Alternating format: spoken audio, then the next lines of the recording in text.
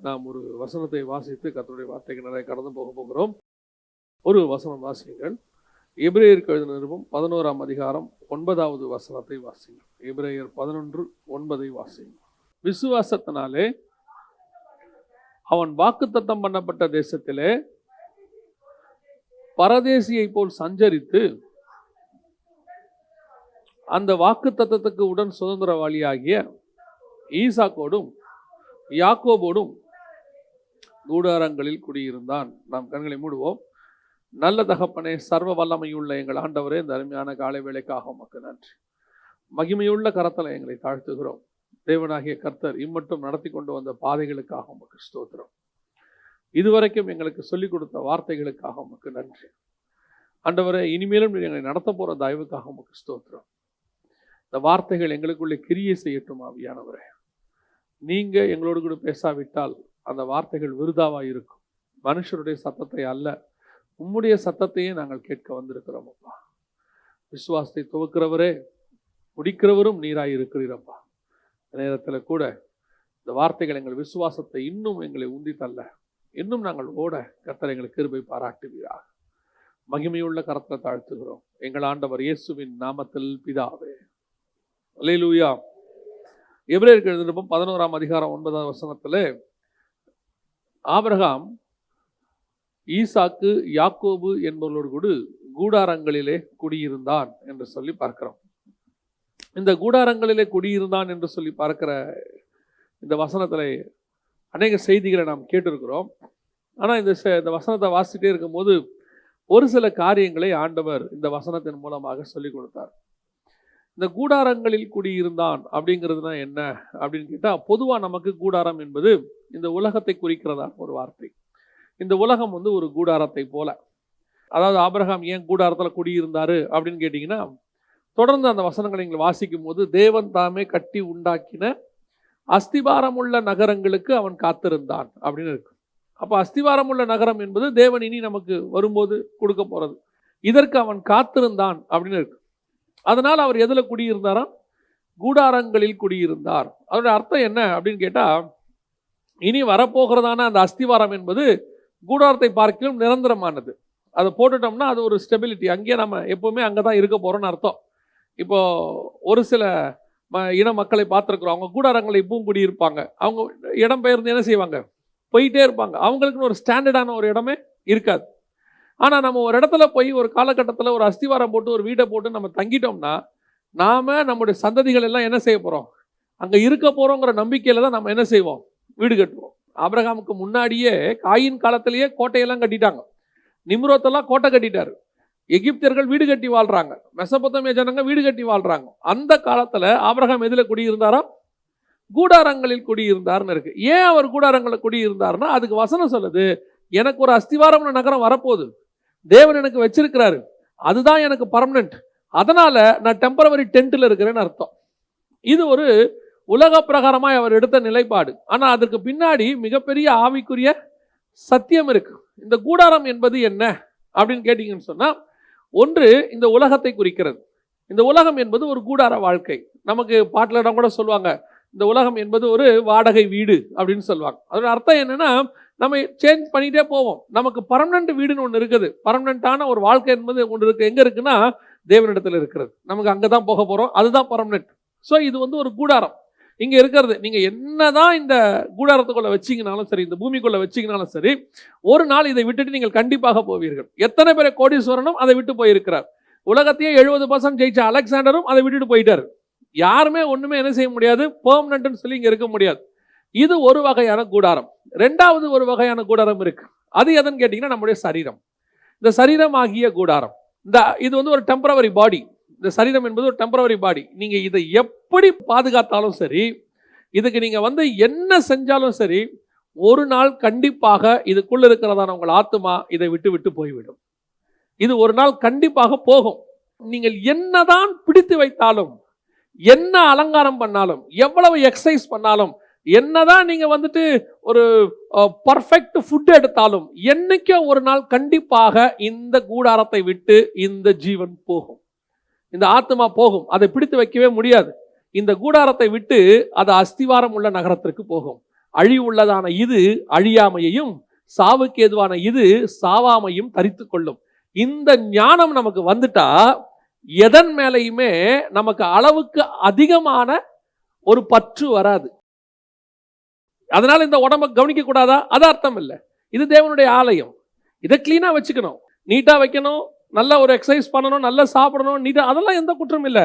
ஆனா தெரியணும் இது நிச்சயம் போகும், இதை என்ன பண்ணாலும் போகும். எப்பேற்பட்ட கோடீஸ்வரனுடைய சரீரமும் போகும், மகா பெரிய ராஜாவினுடைய சரீரமும் போகும், அத்தனையும் போய்விடும். இது ஒரு கூடாரம்.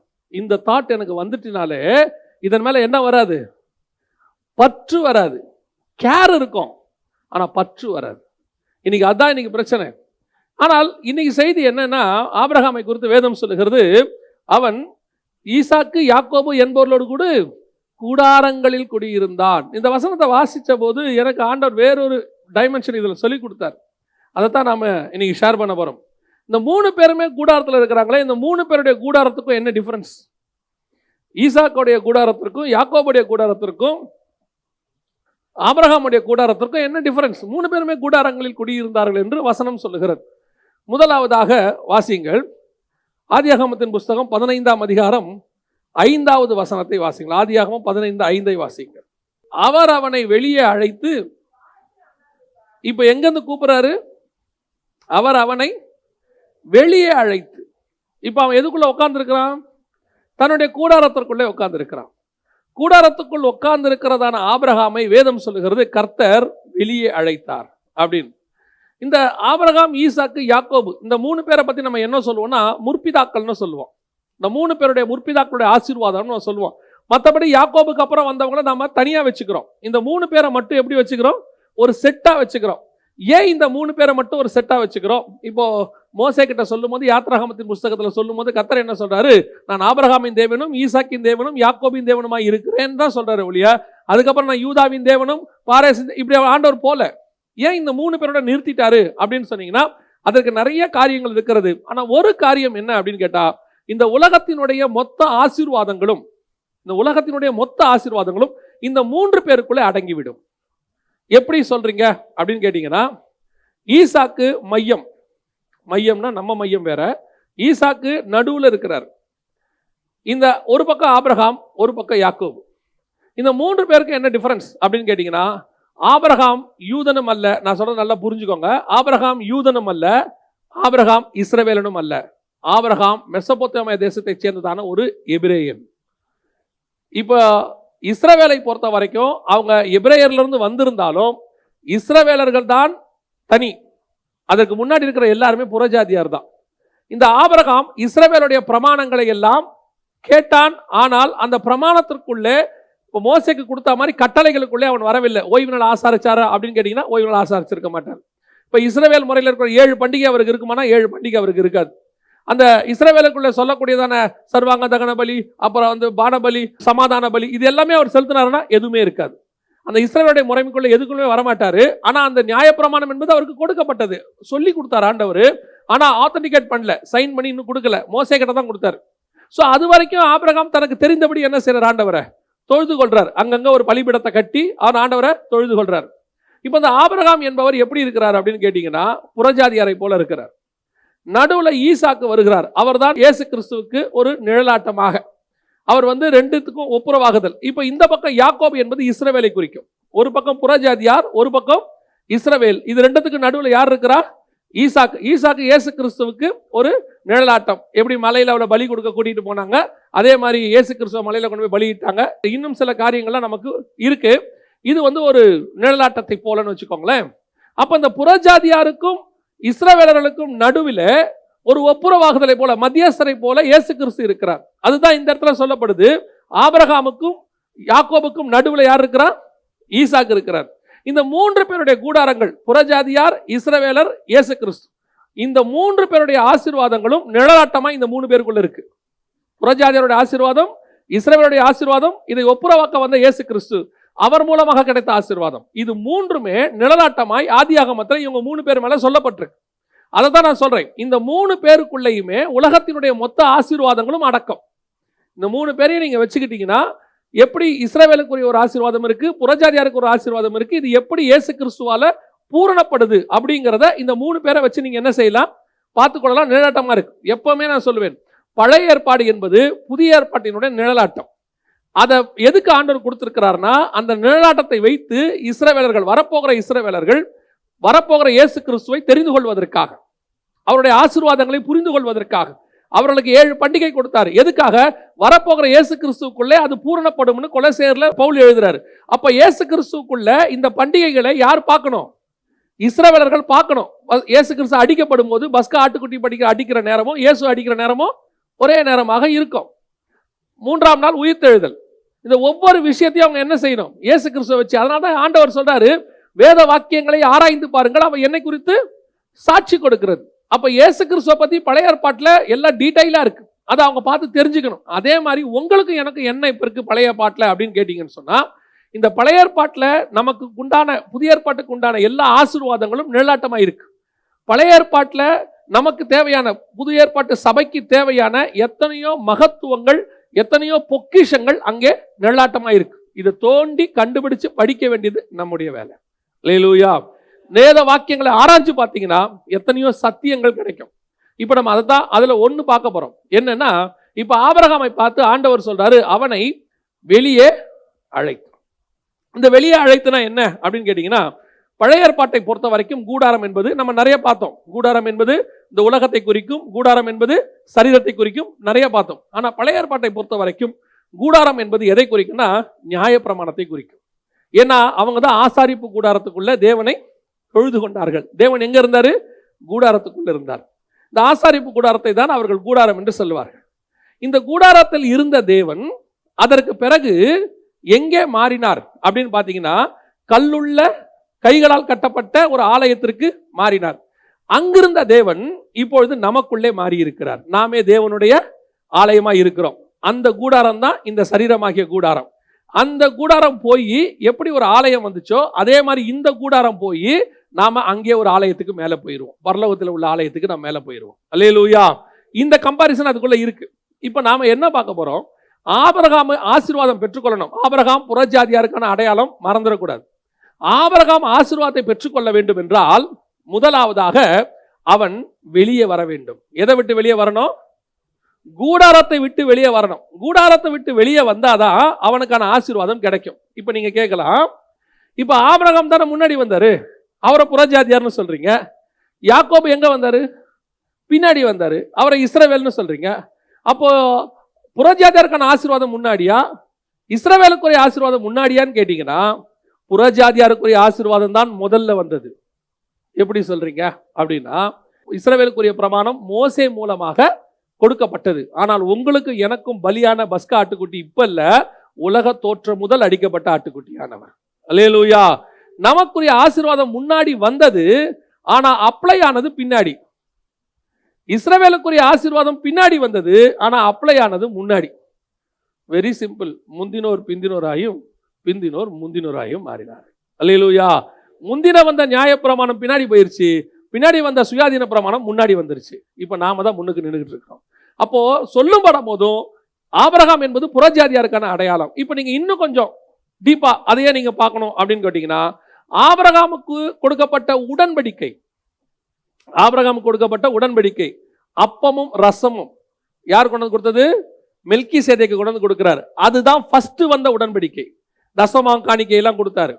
ஆனா விருத்த சேதனம் 17ஆம் அதிகாரத்தில் வந்தது, இஸ்மவேல் பிறந்த பிறகு. அது மாம்சத்தில் உண்டான உடன்படிக்கை, அது பின்னாடி வந்தது. ஆனா அந்த பின்னாடி வந்த மாம்சத்திலான உடன்படிக்கை தான் உலக பிரகாரமா பாத்தீங்கன்னா நியாயப்பிரமாணம் முன்னாடி வந்துச்சு எல்லாருக்கும். அப்பமும் ரசமும் இயேசு கிறிஸ்துவின் வழியா பின்னாடி வந்துச்சு, நமக்கு அப்புறமா தான் வந்துச்சு. ஆனால் அடிக்கப்பட்ட ஆட்டுக்குட்டியாகிய அப்பமும் ரசமும் ஃபர்ஸ்ட், அது ஏற்கனவே இருந்துச்சு. ஆனா உலக பிரகாரமா அப்ளை ஆனது பின்னாடி. நியாயப்பிரமாணம் பின்னாடி வந்தாலும் அப்ளை ஆனது முன்னாடி. இதே தான் இங்க நடக்குது. ஈசாக்குக்கு யாக்கோபு பின்னாடி வந்து ஆபிரகாம் முன்னாடி வந்திருந்தாலும் தகப்பனாக, ஆனால் ஆசீர்வாதத்தின்படி பார்த்தீங்கன்னு சொன்னா புறஜாதியாருடைய ஆசீர்வாதம் உலகத்தில் பின்னாடி அப்ளை ஆனது. ஆனால் தேவனை பொறுத்த வரைக்கும் அதான் முன்னாடி உள்ளது. அதனாலதான் இப்ப கூடாரத்தை விட்டு ஃபர்ஸ்ட் ஆபிரகாம் கிட்ட கர்த்தர் பேசுறாரு, நீ கூடாரத்தை விட்டு வெளியே வா.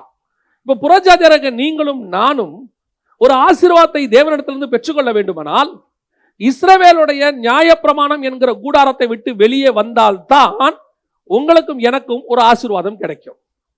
கூடாரத்துக்குள்ளேயே உட்கார்ந்து இருக்கிறவங்களுக்கு இந்த புறஜாதியாருக்குரிய ஆசீர்வாதம் கிடைக்காது. எப்படி சொல்றீங்க? இப்ப கர்த்தர் அவனை வெளியே அழைத்து எதை பார்க்க சொல்றாரு? வானத்தை அண்ணாந்து பார், நட்சத்திரங்களை எண்ண கூடுமானால் அவைகளை எண்ணு. அப்போ வானத்துக்குரிய ஆசீர்வாதம், நட்சத்திரத்துக்குரிய ஆசீர்வாதம், அந்த வானத்துக்குரிய ஆசீர்வாதத்தை நீங்கள் பெற்றுக்கொள்ள வேண்டும் என்று சொன்னால் நீங்கள் கூடாரத்தை விட்டு வெளியே வர வேண்டியது அவசியமாக இருக்கிறது. கூடாரத்தை விட்டு வெளியே வராம வானத்துக்குரிய ஆசீர்வாதம் கிடைக்காது. இன்னைக்கு நிறைய பேர் என்ன விரும்புறாங்கன்னா, நான் கூடாரத்துக்குள்ளேயும் உட்காந்துக்கணும், நான் வானத்துக்குரிய ஆசீர்வாதத்தையும் பெற்றுக்கொள்ளணும், எனக்கு ரெண்டும் வேணும்னு நினைக்கிறாங்க. கூடாரத்துக்குள்ள இருக்கிறது கொஞ்சம் சேஃப். என்ன கூடாரத்துக்குள்ள இருக்கிறது சேஃப்? மழை பெஞ்சா நனையாது, வெயில் அடிச்சா நமக்கு உள்ள சூடு உஷ்ணம் வராது, நம்ம உள்ளுக்குள்ள சேஃபா படுத்துக்கலாம், நம்ம என்னென்ன வச்சிருக்கிறோம் யாருக்கும் தெரியாது, சேஃபா இருக்கும். ஆனா வெளியே இருந்தோம்னு வச்சுக்கோங்களேன், நமக்கு மழை அடிக்கும், வெயில் அடிக்கும், காத்து அடிக்கும். இப்ப கர்த்தர் வெளியே அழைக்கிறார். வெளியே என்ன வச்சிருப்போம்? ஒன்றும் வச்சிருக்க மாட்டோம், ஒண்ணுமே வெளியே இருக்காது. எல்லாம் வந்தோடனே ஒருத்தன் வீட்டை விட்டு வெளியே வந்தா அவன் சொல்ற வார்த்தை, ஒண்ணும் இல்லைங்க வெறுங்கையா வெளியே வந்தேன், வீட்டுக்குள்ள இருக்கிற வரைக்கும் எனக்கு எல்லாம் இருக்கு, வெளியே வந்தா ஒண்ணும் இல்லை. இப்ப கர்த்தர் சொல்றாரு, நியாயப்பிரமாணத்தை விட்டு வெளியே வா. நியாயப்பிரமாணம் என்பது உலகத்தின் ஆசீர்வாதம். இந்த நிறைய பேர் என்ன விரும்புறோம்னா, இந்த உலக ஆசீர்வாதத்தையும் வச்சுக்கிட்டு, இந்த உலகத்துல உள்ள எல்லாத்தையும் வச்சுக்கிட்டு அப்படியே நான் எதையும் பெறக்கொண்டு விரும்புறேன், வானத்துக்குரிய ஆசீர்வாதத்தையும் பெறுகிறேன். இப்போ பவுல் சொல்றாரு, ரெண்டுத்தையும் நீ செய்யவே முடியாது. நியாயப்பிரமாணத்தையும் கிருபையின் பிரமாணத்தையும் சேர்த்து உன்னால செய்யவே முடியாது. நியாயப்பிரமாணத்தை விட்டு நீ வெளியே வந்து கூடாரத்தை விட்டு வெளியே வந்தாதான் உனக்கு வானத்துக்குரிய ஆசீர்வாதம் கிடைக்கும். நட்சத்திரங்களை எண்ண கூடுமானால் உன்னால் எண்ணு. இந்த நட்சத்திரத்துக்குரிய ஆசீர்வாதங்கிறத நிறைய பேர் ஒரு வித்தியாசமா சொல்லியிருக்கிறாங்க. நாம இன்னைக்கு கொஞ்சம் அதோட டீட்டெயில பார்ப்போம். என்னன்னா 15:5 ஆபிரகாமை பார்த்து சொல்லும் போது ஆண்டவர் சொல்ற வார்த்தை, நட்சத்திரங்களை எண்ண கூடுமானால் நீ எண்ணு அப்படிங்கிறார், உன் சந்ததி இவ்வண்ணமா இருக்கும். ஆனா 22ஆம் அதிகாரம் 17ஆம் வசனத்துல இதே ஆபிரகாமை கர்த்தர் சொல்லும் போது எப்படி ஆசீர்வதிக்கிறார்? வாசிங்க பார்ப்போம். ஆதியாகமத்தின் புஸ்தகம் 22:17. நான் உன்னை ஆசீர்வதிக்கவே ஆசீர்வதித்து உன் சந்ததியை வானத்து நட்சத்திரங்களைப் போலவும் கடற்கரை மணலை போலவும் பெருக. இப்ப இந்த இடத்துல ஆசீர்வாதம் என்ன வருது? வானத்தின் நட்சத்திரத்தை போல கடற்கரை மணலை போல ரெண்டா மாறிடுச்சு. இதை நம்ம ஆட்கள் சிலர்லாம் என்ன செஞ்சுறாங்கன்னா, டபுள் ஃப்ளோர் பிளெஸிங் நினைச்சுக்கிறாங்க. வானத்துக்குரிய ஆசீர்வாதம், பூமிக்குரிய ஆசீர்வாதம். ஆக்சுவலா அது என்னன்னு கேட்டீங்கன்னா, வானத்துக்குரிய ஆசீர்வாதம் என்பது தேவனுடைய வானத்துக்குரிய சந்ததி, உன் சந்ததி அப்படி இருக்கணும். கடற்கரை மணல் தான் என்னன்னு கேட்டீங்கன்னா பூமிக்குரிய சந்ததி. ஏன்னா ஆகார் வந்துடுறாங்க, அதுக்கப்புறம் இஸ்மவேல் வந்துடுறான், கேத்தூரால் சந்ததி வந்துடுது, நிறைய சந்ததி 17ஆம் அதிகாரத்துல வந்துடுது. வந்த பிறகு ஆண்டவர் பார்த்தாரு, ஈசாக்கு என்பது வானத்துக்குரிய சந்ததி, இந்த மற்றவங்க எல்லாரும் இஸ்மவேல் எல்லாரும் யாரு? பூமிக்குரிய சந்ததி. உன் சந்ததி 2 சந்ததியா மாறிடும், பூமிக்கு ஒண்ணு வானத்துக்கு ஒண்ணுன்னு சொல்லிட்டாரு. இப்ப ஈசாக்கு மூலமா வந்த சந்ததி எது? உங்களுக்கு எல்லாருக்கும் ஒரு சந்தேகம் இருக்கும், ஈசாக்கு வழியா இஸ்ரவேலர்கள் வந்தாங்க, ஈசாக்கு அப்புறம் யார் வந்தது? இஸ்ரவேலர்கள். ஆனா கலாத்தியருக்கு எழுதும் போது 3ஆம் அதிகாரத்துல பவுல் சொல்லக்கூடிய அந்த வசனத்தை வாசிங்க பார்ப்போம். கலாத்தியருக்கு எழுதும் 3ஆம் அதிகாரம் 16வது வசனத்தை வாசிங்க. கலாத்தியர் 3:16. அநேகரை குறித்து சொல்லாமல் உன் சந்ததிக்கு என்று ஒருவனை குறித்து சொல்லி இருக்கிறார், அந்த சந்ததி கிறிஸ்துவே என்று சொல்லப்படுகிறது. அநேகரை குறித்து சொல்லாமல். சரி, இப்போ இஸ்ரவேலர்கள் அந்த சந்ததிக்குள்ள வருவாங்களா அப்படின்னு கேட்டீங்கன்னா, கலாத்தியருக்கு நிருபம் 4ஆம் அதிகாரம் 22 இருந்து வாசிச்சு பார்த்தீங்கன்னா, இஸ்ரவேலரை அரபு சந்ததி, அதாவது ஆகாருக்கு ஒப்புமையாக மாத்திட்டு சாராள் வழியாக வந்த ஈசாக்கை நமக்கு ஒப்புமையாக யார் சொல்றாரு? பவுல் சொல்றாரு. நான் சொல்றது புரியுதா? அநேகரை குறித்துன்னு சொல்றாரு. அநேகரை குறித்து என்று சொல்லப்படுவது யாரை குறித்து? இஸ்ரவேலை குறித்து. ஒரு சந்ததி என்று சொல்லப்படுவது உங்களையும் என்னையும் குறித்து. அப்ப அந்த வானத்துக்குரிய சந்ததின்னு ஆபிரகாமுக்கு கர்த்தர் சொன்னது இஸ்ரவேலர்களை அல்ல, உங்களையும் என்னையும். அல்லேலூயா. அப்ப அந்த கடற்கரை மணல்னு சொன்னது ஒரு காலத்துல நீங்க வேணா நினைச்சுக்கலாம், நம்ம நினைச்சுக்கிட்டோம். யாரை பத்தி சொல்லி இருக்கிறாரு? கடற்கரை மணல்ங்கிறது புறஜாதியார, நட்சத்திரங்கிறது இஸ்ரவேலர் நம்ம நினைச்சுக்கிட்டோம். ஆக்சுவலா ஓசியாவின் புஸ்தகம் 1ஆம் அதிகாரம் 10ஆம் வசனம் சொல்லுது, கடற்கரை மணல் என்று சொல்லப்படுவது இஸ்ரவேலரை குறித்து சொல்லப்பட்டிருக்கு. ஒரு காலத்துல இஸ்ரவேலர்கள் வானத்து நட்சத்திரங்களை போல இருந்தாலும் அவர்கள் தேவனை ஏற்றுக்கொள்ளாமல் போனபடியினாலே அவர்களும் புறஜாதியாரை போல கடற்கரை மணலாய் மாறிவிட்டார்கள். நீங்களும் நானும் வானத்துக்குரிய சந்ததியாய் மாறிவிட்டோம். இந்த வானத்துக்குரிய சந்ததியை நீங்கள் பெற வேண்டும். வானத்துக்குரிய ஆசீர்வாதம், தேவ ஆராதனைகள், வாக்கு தத்தங்கள் எல்லாம் நமக்குரியது. கொலோசியர்ல எழுதி வச்சிருக்கிற 3ஆம் அதிகாரத்துல, நீங்கள் கிறிஸ்துவோடு கூட உயிர்த்தெழுந்தது உண்டானால் நீங்கள் அவருடைய வலது பார்சத்தில் உள்ளதான மேலானவைகளையே நாடுங்கள்னு வசனம் சொல்லுது. அப்ப அந்த வானத்துக்குரியதை மேலானவைகளையே நாடக்கூடியதுதான் இந்த சந்ததி. தேவ ஆராதனைகளும் வாக்கு தத்தங்களும் இஸ்ரவேலுக்குரியதே. அது நமக்கு ஆண்டவர் கொடுத்திருக்கிறாரு. அப்போ அந்த மேலான ஆசீர்வாதம் என்பது போய் தேவனாகிய கர்த்தரை அவருக்கு முன்பாக நின்று ஆராதிப்பது. வாக்கு தத்தம் என்பது வானத்துக்குரிய வாக்கு தத்தம். இந்த மேலான காரியங்கள் எல்லாத்தையும் யாருக்கு வச்சிருக்கிறாரு? மேலான சந்ததிக்கு வச்சிருக்கிறாரு. அந்த மேலான சந்ததி யாரு? நீங்களும் நான். அப்ப நமக்குரிய ஆசீர்வாதம் எல்லாம் மேலானவைகள். நமக்குரிய ஆசீர்வாதங்கள்லாம் வானத்துக்குரியவைகள். இந்த வானத்துக்குரிய ஆசீர்வாதங்களை பெற்றுக்கொள்ள வேண்டும் என்று நீங்கள் விரும்பினால் வேற வழியே கிடையாது. கூடாரத்தை விட்டு வெளியே வந்தா மட்டும்தான் மேலான ஆசீர்வாதம் கிடைக்கும். கூடாரத்துக்குள் உட்கார்ந்து இருக்கிற வரைக்கும் மேலான ஆசீர்வாதம் கிடைக்கவே கிடைக்காது. அல்லேலூயா. அப்ப அந்த கூடாரத்தை விட்டு வெளியே ஏன் அழைக்கணும்? ஏன் ஆபிரகாமுக்கு தெரியாதா? ஆபிரகாமே, மேல நட்சத்திரத்துக்கு தெரியுமா? தெரியும் ஆண்டவரே. அந்த மாதிரி உன் சந்ததியை மாத்துவேன்னு ஏன் சொல்லக்கூடாது ஆண்டவர்? சொன்னாலும் உண்மைதானே, புரியதானே போது அவனுக்கு. ஏன் அந்த பர்டிகுலரா அவனை அவர் வெளியே அழைத்து? இப்ப நீங்க சொல்லுவீங்க, ஒருவேளை ஆபிரகாமுக்கு அந்த நட்சத்திரத்தை காட்டி சொல்ல விரும்பி இருப்பாரோ? பாரு ஆபிரகாம், இந்த நட்சத்திரத்தை பாரு, என்ன முடியுமா? இல்ல ஆண்டவரை, என்ன முடியல. இந்த மாதிரி அப்படி சொல்லுவார் நினைச்சிருப்பீங்களோ? அப்படி நினைச்சீங்கன்னா அந்த 15ஆம் அதிகாரம் ஆதியாகமத்தின் புஸ்தகம் 12வது வசனத்தை வாசி. 15-12 வாசி. சூரியன் அஸ்தமிக்கும் பொழுது ஆபிரகாமுக்கு அயர்ந்த நித்திரை வந்தது, திகிலும் காரிருளும் அவனை மூடிக்கொண்டது. இப்பதான் என்ன வருது? சூரியன் என்ன பண்ணுது? அப்ப சூரியன் சாயங்காலத்தில் தான் அஸ்தமிக்கும். இந்த விஷயங்கள்லாம் அதுக்கு முன்னாடி நடக்குது. கூடாரத்தை விட்டு வெளியே அழைக்கும் போது, ஆண்டவர் பார்க்க சொல்லும் போது பட்ட பகல். எதுக்கு சொல்றேன்னா, அதுக்கப்புறம் 3 வயது கிடாரி, 3 வயது ஆட்டுக்குட்டி எல்லாத்தையும் பிடிக்க சொல்றாரு. இவ்வளத்தையும் பிடிச்சி வந்து அடிச்சு முடிச்சு பலி செலுத்தி பலிபீடத்து மேல வச்சு எல்லாம் செலுத்தி முடிக்கும் போதுதான் என்ன வருது? சூரியன் அஸ்தமிக்குது. அப்ப இவ்வளோ விஷயமும் நடக்கிறது எப்போ?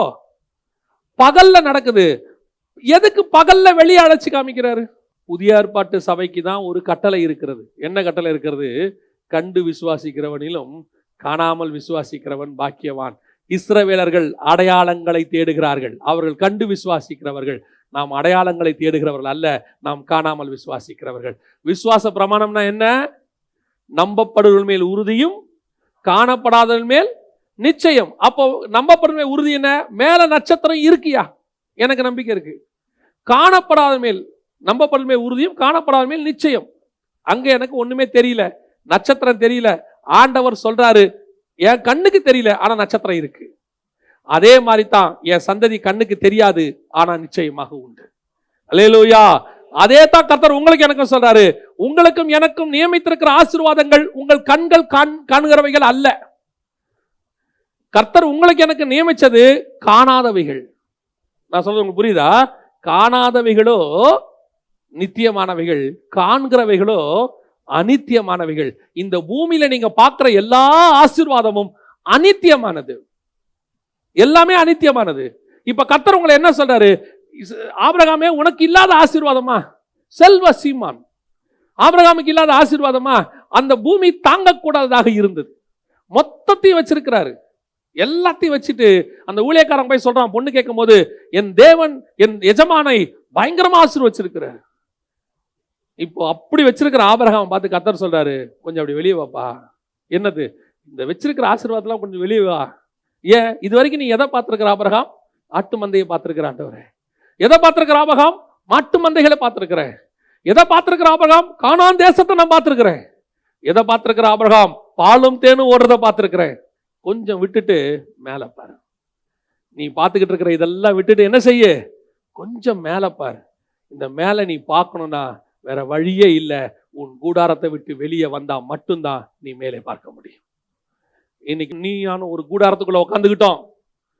உங்களை எண்ணி ஒரு கூடாரத்துக்குள்ள கொண்டு போய் உட்கார வச்சுட்டாங்க. இதுக்கு முன்னாடி உள்ளவங்க கொண்டு போய் உட்கார வச்சு அந்த கூடாரத்தின் ஆசீர்வாதங்களை எல்லாம் காட்டிட்டாங்க. கூடாரத்துக்குள்ள பார், யாக்கோபே உன் கூடாரங்கள் எவ்வளவு அழகா இருக்கிறது. ஆமா, இந்த உலகத்துல இருக்கிறது அழகு. தேவ புத்திரரை பார்க்கிலும் மனுஷகுமாரத்திகள் எப்படி இருப்பாங்க? அதிக சௌந்தரியம் உள்ளவர்கள். இந்த உலகத்துல இருக்கிறத நம்ம காணாதவைகள் நம்ம கண்ணுக்கு தெரியலையே, பார்க்கலையே, அதை விட பார்க்க நல்லா தான் இருக்கும். சீனாவால் நல்லா தான் இருக்கும், ஈஃபில் டவர் நல்லா தான் இருக்கும், உலகத்துல பார்க்கிற நயகரா ஃபால்ஸ் நல்லா தான் இருக்கும், காண்கிறவைகள் பார்க்கறதுக்கு அழகா தான் இருக்கும். ஆனா நீ பார்க்காத ஒரு ஆசீர்வாதத்தை உனக்கு எனக்கு வைத்திருக்கிறேன்.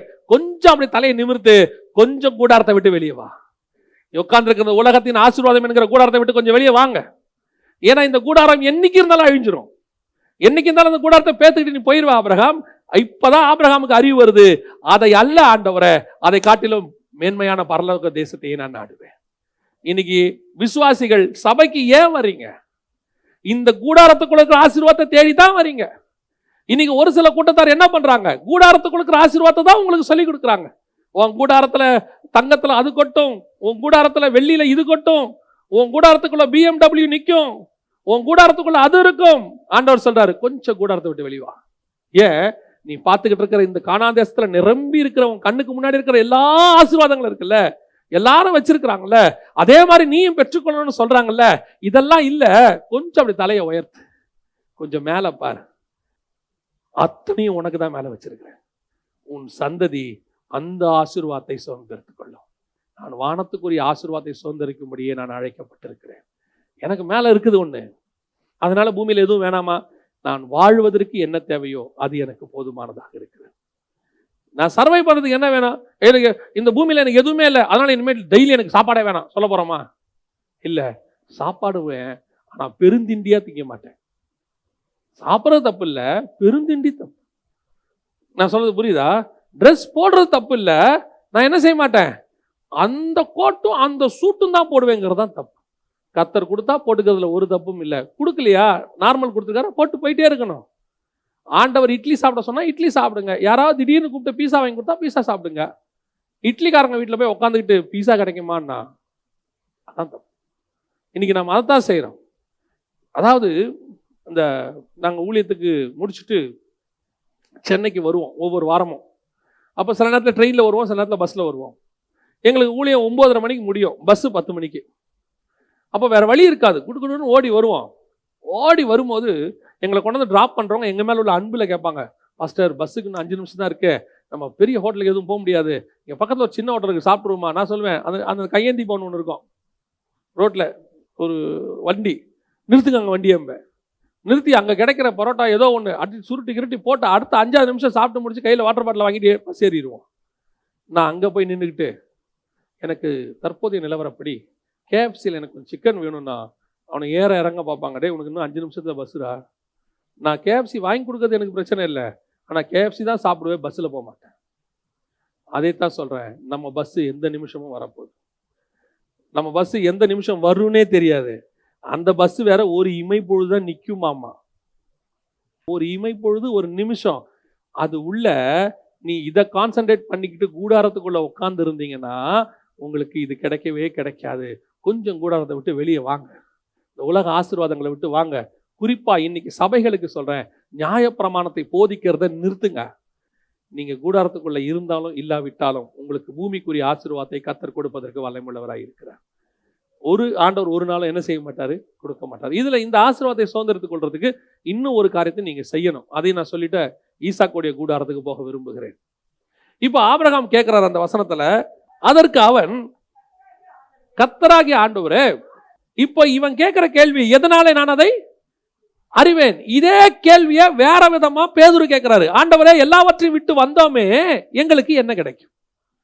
ஒரு சந்தேகம் நமக்கு எல்லாருக்கும் இருக்கு. இப்போ எல்லாம் சொல்றீங்க, இவ்வளவு சொல்றீங்க, இப்படி சொல்றீங்க தான், சத்தியம் சத்தியம் சொல்றீங்க தான், எல்லாம் விட்டுட்டு வரோம், நீங்க சொல்றது கிடைக்கும்னு எங்களுக்கு என்ன கன்ஃபார்ம்? எதனால இதை நாங்கள் சுதந்திரத்துக் கொள்வோம்?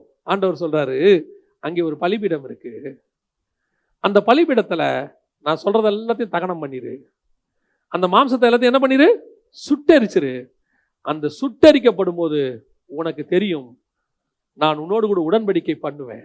அந்த உடன்படிக்கையினுடைய விளைவு என்ன தெரியுமா? நீ அந்த தேசத்தை சுதந்திரித்துக் கொள்வாய். அல்லேலூயா. நீங்க வெளியே வந்தது மட்டுமல்ல, இன்னொரு காரியத்தை செய்யணும். நம்முடைய மாம்சத்தை சாக ஒப்பு கொடுக்கணும். பரிசுத்த ஆவி என்கிற அக்கினிக்குள்ள என்னுடைய மாம்சத்தை நான் சுட்டரிக்க ஒப்பு கொடுக்கும் போது கர்த்தர் சொல்வார், இந்த தேசத்தை உனக்கும் உன் சந்ததிக்கும் நான் தருவேன். அல்லேலூயா. இன்னைக்கு நிறைய பேர் வேறுபாடுள்ள வாழ்க்கைக்குள்ள வந்துட்டீங்க. இப்ப நம்ம சத்தியம் பேசுற சபைக்கு வந்துட்டோம். சத்தியம் கேட்குறீங்க, தொடர்ந்து கேட்குறீங்க. நிறைய பேருடைய விஷயம் என்னன்னா, சத்தியம் கேட்குறாங்க.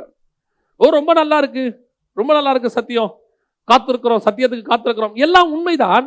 வெறும் கேட்கிறவர்களை மாத்திரமல்ல. ஆபிரகாம் கேட்டாரு, வெளியே வர சொன்னாரு, ஆண்டவர் சொன்னதை கேட்டாரு. ஏன்னா அவர் பார்க்கல, நட்சத்திரம் அவர் கண்ணுக்கு தெரியல. அவர் சொன்னதை கேட்டாரு, மெசேஜை கேட்டுட்டாரு. நல்ல மெசேஜ் ஆண்டவரே, நான் விசுவாசிக்கிறேன், நீங்க கொடுக்குற பிளஸிங்கை நான் விசுவாசிக்கிறேன். ஏன் வாரம் செய்தி கொடுக்குறீங்க இங்க இருந்து, we are accept, எந்த மாற்று கருத்தும் இல்லை. ஆனால் வெறும் கேட்கிறவர்களால் மாத்திரம் இருப்பீர்களானால் நீங்கள் ஆசீர்வாதத்தை சுதந்திரிக்க முடியாது. நான் சொல்றது மேலான ஆசீர்வாதங்களை சுதந்திரிக்க முடியாது. நீங்கள் வெறும் கேட்கிறவர்களாய் மாத்திரமல்ல, உங்கள் மாம்சத்தையும் சாக ஒப்பு கொடுக்கும் போது கர்த்தர் சொன்ன வாக்குத்தத்தத்தின் சந்ததியாக ஈசாக்கு உங்களுக்கு பிறக்கும், வானத்தின் நட்சத்திரம் உங்களுக்குள்ளே பிறக்கும், மேலான ஆசீர்வாதங்கள் உங்களுக்கு கிடைக்கும். அல்லேலூயா. நான் சொல்றது புரியுதா? அதே 17ஆம் அதிகாரம் ஆதியாகமத்தின் புஸ்தகம் 17வது வசனத்தை வாசி. 17 வாசி. முகங்குப்புற விழுந்து நகைத்து 100 வயதானவனுக்கு பிள்ளை பிறக்குமோ? 90 வயதான சாராள் பிள்ளை பெறுவாளோ என்று சொல்லிக்கொண்டு, இப்ப நல்லா கவனிச்சுக்கொள்ளுங்க, மாம்சத்தை செத்து எனக்கு செத்து போச்சு அப்படின்னு உடனே இங்க ஆபிரகாம் நகைக்கிறாருல்ல, நீங்க அப்படி ஆன உடனே உங்களை பார்த்து கொஞ்சம் பேர் நகைப்பாங்க. என்ன நகைப்பாங்க தெரியுமா? சத்தியத்தை பேசி பேசி நீ என்ன கண்ட, இப்படி சத்தியத்துக்கு பின்னாடி போய் நீ என்ன கண்ட பாரு, இப்படி சத்தியத்துக்கு வெளியே நியாயப்பிரமாணத்தை ஃபாலோ பண்றவங்களாம் நல்லா தானே இருக்கிறான், அந்த சபைகள்லாம் நல்லா தானே இருக்கு. நீ மாம்சம் சாகணும்னு அதுல கான்சென்ட்ரேட் பண்ணி இன்னைக்கு மாம்சமும் செத்து போச்சு. சுத்தம் பரிசுத்தம்னு பேசி பேசி சபையும் இப்போ பரிசுத்தத்துக்கு நேரம் வந்துருச்சு. இப்போ எல்லாரும் பார்த்து இப்போ அங்க ஆபிரகாமே நினைக்கிறாரு, மாம்சம் செத்து போச்சு, இதுக்கு மேல என்ன பிரயோஜனம் இருக்கு? சந்ததி நட்சத்திரம் வரும், நீங்க பிளஸிங் வரும், நீங்க வானத்தின் நட்சத்திரம் நீங்க. இப்போ அவர் ஆபிரகாம் கேட்கிறாரு, சரீரமே செத்து போச்சு, இதுக்கு மேல எப்படி வரும்? இதுக்கு மேல வாய்ப்பே இல்லை. ஒருவேளை நீங்க நகைக்கிறீங்களோ இல்லையோ, பல நேரங்களில் உங்களுக்கே அந்த சோர்வு வரும். சத்தியத்தில் நிற்கிறோம், இப்படி பேசுகிறோம், மற்றவங்க பாருங்க டக்கு டக்குன்னு அப்படியே மேலே வந்து அவங்க பாட்டு என்னென்னமோ செஞ்சுட்டு போகிறாங்க. நான் சத்தியத்தில் நிற்கிறதுனால என்கிட்ட இருக்கிறதெல்லாம் போய்கிட்டு இருக்கு, என்கிட்ட இருக்கிறதெல்லாம் போய்கிட்டு இருக்கு. ஏன்? நான் சத்தியத்தில் நிற்கணும். எனக்கு ஒரு சகோதரனை தெரியும், எனக்கே வருத்தம் அவர் செய்கிறது, ஆனால் அவர் மனப்பூர்வமாக அதை செய்கிறார், சந்தோஷமாக செய்கிறார். என்னன்னா சத்தியத்தை கேட்டுவிட்டு அந்த சத்தியத்தின்படி வாழணும்னு சொல்லி அவருக்கு கொஞ்சம் பெரிய கடன் இருக்குது. அவர் ஒரு நாள் ஃபோன் பண்ணி, அண்ணே நான் இந்த மாதிரி என் வீட்டை விற்று அந்த கடனை அடைக்கலான்னு இருக்கிறேன். எனக்கு ஒரு நிமிஷம் சுருக்குன்னு ஆயிடுச்சு. ஐயோ, நானும் மாம்சத்தானே இருக்கிறேன், என்னடா அவர் வீட்டை விற்கிறேங்கிறாரு. எனக்கு என்ன பயனா, அவர் சொன்ன வார்த்தை, நீங்கள் அன்றைக்கி செய்தியெல்லாம் அவ்வளோ கரெக்டாக சொன்னீங்க, எனக்கு எமோஷனல் அவர் என்ன செஞ்சிடக்கூடாது, அது செஞ்சிடக்கூடாது, கர்த்தர் சொல்லி செய்யணும், அது நன்மைக்கு எதுவாக முடியும்.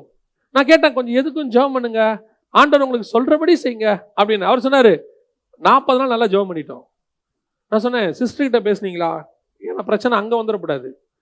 இல்லை, சொன்னதே அவங்க தான். இவ்வளோ சத்தியம் கேட்குறோம், ஆனால் என்ன செய்யல, நாம் இன்னும் அதன்படி செய்யாமல் இருக்கிறோம். இந்த வீட்டை விற்று கடன் அடைச்சிருவோம், நம்ம ஒரு வாடகை வீட்டுக்கோ இல்லை வேற ஏதோ ஒன்றுக்கு இருக்கிற காசுலாம் நம்ம போயிடுவோம், நமக்கு இவ்வளோ பெரிய வீடு வேணாம் அப்படின்னு சொன்ன உடனே எனக்கு மனசில், என்னடா இப்படி இவ்வளோ தூரம் டெடிகேட்டடாக ஆகிட்டாங்களே, நாளைக்கு பின்னைக்கு இந்த சத்தியத்தால் இப்படி ஆயிட்டோன்னு சொல்லி அவங்க ஏதாவது நம்மளை குறித்து குறை சொல்லுவாங்களோன்ற ஒரு எண்ணம் எனக்குள்ள அந்த நிமிஷம் வந்துச்சு. ஆண்டவர் சொன்னார், அவன் ஆயத்தமாகறான். இப்போ என்ன ஆகும், கொஞ்சம் என்ன ஆகும், சொந்தக்காரெல்லாம் என்ன சொல்லுவாங்க, அடுத்த ஒரு கொஞ்ச நாளைக்கு சத்தியம்னு போனாரு, இப்போ என்ன போச்சு, வீடு போச்சு. சத்தியம்னு போனாரு, எல்லாம் போச்சு. சொந்த வீட்டில் இருந்தவன் எங்கே வந்துட்டான், இப்போ வாடகை வீட்டுக்கு வந்துட்டான். சத்தியம்னு சொல்லி ஆண்டவருக்குள்ள நிற்கிறேன், அப்படியே பைபிளை எடுத்துக்கிட்டு அப்படி இப்படி போனா இன்னைக்கு ஒண்ணுமில்லாம இருக்கிற நகைப்பு எல்லாம் போச்சு, எல்லாம் செத்து போச்சு. ஆண்டவர் சொல்ற வார்த்தை, யார் வேணாலும் நகையிட்டோம், நீ செத்தது தான் உனக்கு நல்லது. காரணம், இனி பிறக்க போகிறது வாக்குத்தத்தத்தின் மேலான ஆசீர்வாதங்களை இனி நீ சுதந்திரிக்க போகிறாய். அல்லேலூயா. இந்த உலகம் எதை வச்சு கணக்கு பார்க்குது? வீடு போகுது, கார் போகுது, உங்ககிட்ட இருந்த பைக் போகுது, உங்ககிட்ட இருந்த பணம் போகுது. ஆனா உலகம் எதை பார்க்கல தெரியுமா? உனக்கு நியமிச்சவைகளை உலகத்தால பார்க்க முடியாது. உனக்கு நியமிச்ச ஆசீர்வாதங்களை உலகத்தால் பார்க்க முடியாது. பெரிய ஆசீர்வாதம் என்ன தெரியுங்களா? ஒருவேளை உங்களால் அதை உணர முடியுமான்னு தெரியாது. இதெல்லாம் போகுதுன்னா தேவன் அப்படி தோல் மேல கை போட்டு பேசிக்கிட்டே வருவார். அப்படி தோல் மேல ஆண்டவர் கை போட்டு பேசிக்கிட்டே வந்து இந்த வேதத்துல இருந்து அப்படி வெளிப்பாடு கொடுப்பாரு. நடக்க போற விஷயத்த சொல்லி கொடுப்பாரு. கூட உட்காந்துட்டு சரி பண்ணுவாரு. நமக்கு தேவையானதை ஒவ்வொரு நாளும் அற்புதமா கொடுப்பாரு.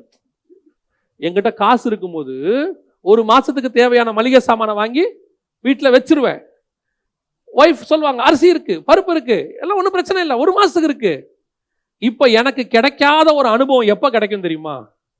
என் வீட்டுல இதெல்லாம் போன பிறகு ஒண்ணுமே இல்லாத போது அப்படி பரலோகம் ஒரு ஆளுகிட்ட கொடுத்து அனுப்பும். ஏற்ற நேரத்துக்கு ஒரு ஆளை பரலோகம் அனுப்பும். இந்த எக்ஸ்பீரியன்ஸ் இருக்கு பாருங்களேன்.